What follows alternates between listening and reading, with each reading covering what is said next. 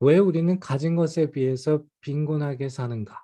그 두 번째 이유는 이것입니다. 작은 것을 음미하는 법을 잃어버렸기 때문에. 저번 시간부터 빈곤의 문제, 특히 내면의 빈곤의 원인에 대해서 이야기를 나누고 있습니다. 한 가지 분명히 해둘 사실은 우리가 빈곤하면 돈을 떠올리곤 하는데 돈이 많으면 많을수록 좋지만 인간을 만족스럽게 해주거나 빈곤에서 벗어나게 해줄 수 있다는 것을 보장해 줄 수 없다는 점을 우리는 상기할 필요가 있습니다. 돈은 필요합니다. 절실히 그리고 필수적으로. 그러나 돈이 많다고 그 사람의 만족이나 풍요를 보장해 줄 수는 없습니다. 따라서 우리는 빈곤의 문제를 꼭 물질의 문제로 취급해서는 안 될 것입니다. 이를 영적인 문제로도 우리는 접근할 필요가 있습니다. 돈에 대한 내용은 전에 영성과 행복 프로젝트에서 다룬 만큼 여기에서는 다르지 않도록 하겠습니다. 왜 우리는 가진 것에 비해서 빈곤하게 느낄까? 사실 우리가 사는 세상, 이 사회는요, 인류 역사상 가장 풍요로운 시대임에도 불구하고 많은 사람들이 오늘날 빈곤을 느끼고 있습니다. 왜 그럴까요? 가진 것을 의미하는 법을 잃어버렸기 때문에. 오늘 제가 소개할 인물은 토마스 머튼입니다. 아마 기독교 세계에 관심 있는 분이라면 한 번쯤 들어보셨을 것 같은데요. 아주 유명한 사람이죠. 20세기 초반에 살았던 사람이고요. 미국 테라피스트 수도사이고요. 그리고 작가이자 신학자이자 신비주의자이자 시인이자 사회운동가이자 그리고 여러 가지 이제 종교의 문제에 대해서도 또 사회 문제에 대해서도 많은 활동들을 했던 수도자입니다. 그의 책, 유명한 책 No Man is an Island.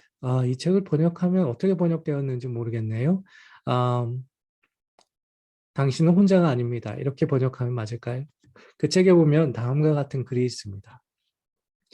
우리의 내적 삶의 시작점에 있어 가장 중요한 요소들, 그러나 가장 잊혀지기 쉬운 요소들 중 하나는 실제 응답하는 능력, 평범한 것들 속에서 가치와 미를 발견하는 능력, 그리고 우리 주변의 모든 것 속에서 살아있는 감동을 갖는 능력이다. 물질의 풍요에도 불구하고 내적 빈곤의 문제에서 벗어나는 것은 그렇게 쉬운 일은 아닙니다. 우리는 다른 어떤 때보다 열린 공간 안에서 살아가고 있습니다. 유튜브나 인스타그램 같은 것이 그 대표적인 예이죠. 그래서 다른 사람과 타이던 자이던 비교할 수밖에 없습니다. 미디어는 어떻습니까? 미디어에서는 가장 크고 좋고 휘황찬란한 것만 보여주기 때문에 마치 그렇게 되지 못하는 내 자신이 한심하고 심지어 그렇게 되지 못하는 것에 대한 좌절감, 죄책감, 불안감에 시달리곤 합니다. 최근 어떤 조사에 따르면 젊은이들이 결혼을 기피하는 원인 중에 하나도 그리고 꿈과 희망에 젖어 있어야 할 젊은이들 사이에 정신적 질환이 급증하는 원인으로 이러한 이유가 손꼽히곤 한다고 합니다. 그럼에도 불구하고 우리가 분명히 해야 할 점이 하나 있습니다. 빈곤, 특히 내적 빈곤은 객관적인 것이 아니라 주관적인 성향의 것이라는 것입니다. 내가 많이 가졌다고 해서, 많이 유명하다고 해서, 많은 것이 가능하다고 해서 빈곤을 느끼지 않는 것은 아니라는 것입니다. 그렇다면 우리는 어떻게 빈곤이 아니라 풍요를 선택할 수 있을까요? 더 정확하게 말하자면 왜 우리는 가진 것에 비해 빈곤할까? 그 이유 중에 하나는 바로 이것입니다. 작은 것들을 음미하는 법을 잃어버렸기 때문에. 토마스 머튼의 말을 다시 한번 들어보죠. 우리의 내적 삶의 시작점에 있어 가장 중요한 요소들, 그러나 가장 잊혀지기 쉬운 요소들 중 하나는 실제 응답하는 능력, 평범한 것들 속에서 가치와 미를 발견하는 능력, 그리고 우리의 주변 모든 것 속에서 살아있는 감정을 갖는 능력이다. 우리는 어느 순간부터 보다 크고 멋있고 휘황찬란한 것만 찾아다니고 있습니다. 그러한 것들이 실제로 자신의 예상보다 대단한 것이 아닌 어느 정도는 포장되었다라는 사실뿐만 아니라 rare, 즉 매우 드문 것이라는 점을 간과하면서 말입니다.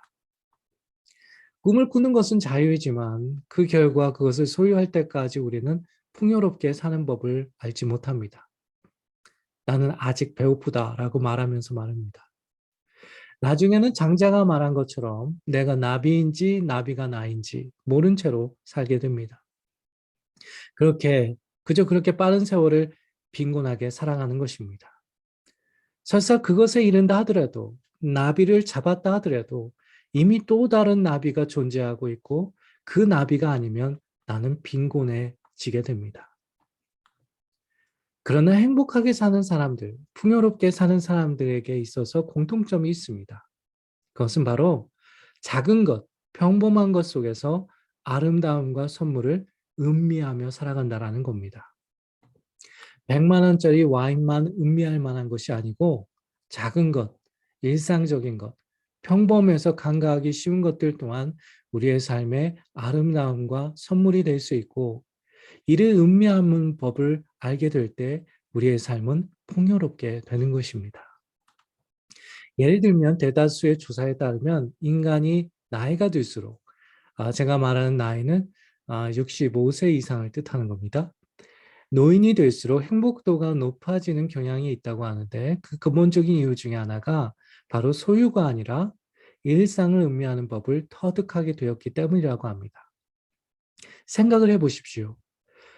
육체도 쇠하고 기억력도 쇠하고 경제적 능력도 예전 같지 않고 사회적 영향력은 말할 것도 없고 일상은 단조로워집니다. 사람들 사이에서는 점점 잊혀지게 됩니다. 그런데 어떻게 행복도가 높아질 수 있을까요? 바로 음미하는 능력 때문입니다. 그때야 비로소 평범한 것 속에서 소소한 것 속에서 아름다움과 의미와 선물을 발견할 수 있게 되기 때문입니다. 한 번은 제가 강변에서 달리기를 하고 있는데 어떤 노인분들이 둘이 다정하게 앉아서 꽃을 보며 행복해하는 것을 본 적이 있습니다. 달리기를 하고 돌아오는데 한 30분이 지났음에도 불구하고 그 두 분은 여전히 그 꽃을 보면서 많은 대화를 행복하게 나누고 있었습니다. 그리고 지나가는 저를 잡고서는 이렇게 말했습니다. 아까 저 산책로에서 새소리를 들었는데 너무 아름다우니 갈 때는 그 길로 가보게. 영성 리트릿을 하면 제가 팬데믹 기간에는 하지 못했지만 정기적으로 매년 몇 차례 영성 리트릿을 주관하곤 했거든요. 낮 시간에 기도도 좋지만 두 가지를 해보시라고 권면합니다. 하나는 산책을 하면서 하나님의 영광을 찾아보라는 것이고 두 번째는 가능하면 음식을 천천히 적어도 한 번 입에 넣었으면 30번 이상을 씹어서 먹어보라고 권합니다. 하나님의 창조 세계를 음미하고 음식도 하나하나 천천히 음미해 보는 것입니다. 그러면 대부분의 사람들이 이렇게 대답합니다. 하나님이 주신 것 중에 하나도 좋지 않은 것이 없다라는 것을 이제야 알았습니다. 시편 8편에서 다윗은 다음과 같이 고백합니다. 사람이 무엇이간데 저를 생각하시며 인자가 무엇이간데 주께서 저를 권고하시나이까 여호와 우리 주여 주의 이름이 온 땅에 어찌 그리 아름다운지요. 음미할 수 있는 능력이 있는 자만이 토마스 머튼의 말을 인용하자면 실제에 응답하는 능력, 평범한 것들 속에서 가치와 미를 발견하는 능력, 그리고 우리 주변의 모든 것 속에서 큰 감동에 살아있는 능력이 있는 자만이 이런 고백을 할 수 있지 않을까요? 가진 것이 아니라 음미하는 능력이 인생을 풍요롭게 만듭니다. 조금 천천히 살아가 봅시다. TV에서 보여지는 것도 아니고, 특별한 사건도 아니고, 뉴스에서 알려지는 것도 아닌 그저 평범한 것들 속에서 아름다움과 선물들을 찾아봅시다.